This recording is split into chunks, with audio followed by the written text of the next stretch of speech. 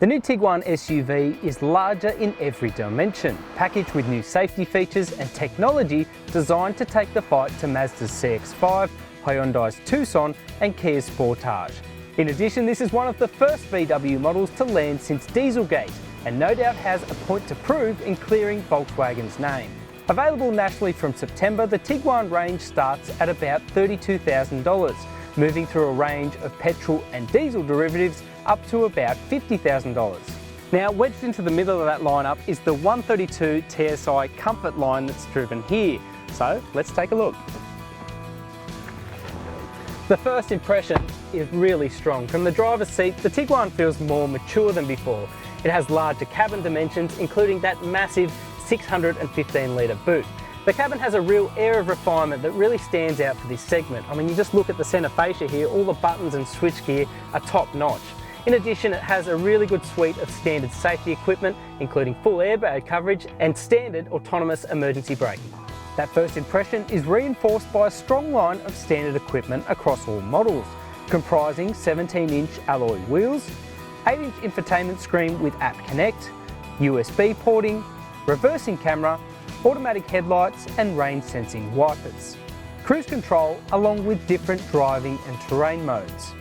Now, the rear seat space is actually quite functional for a small SUV.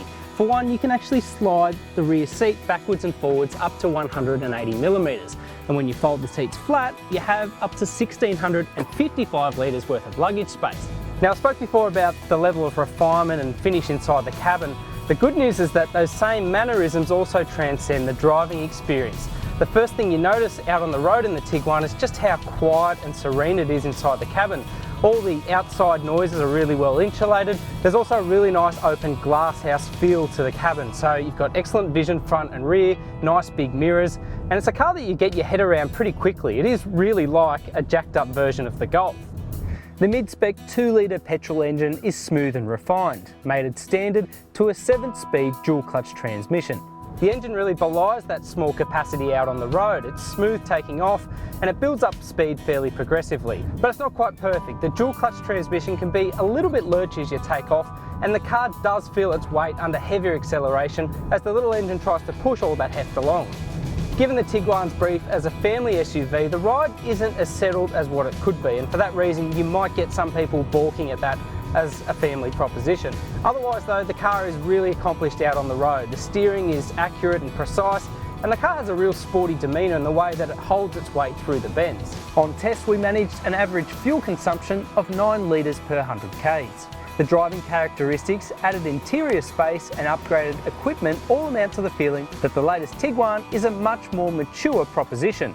That move-up market has also coincided with a significant increase in price across the range. Now granted, you do get a lot more Tiguan than what you would have in the past, but does this thing set any new class benchmarks? Well, ultimately we'll have to cue the comparison to find that out. But in the meantime, the first impression is certainly strong.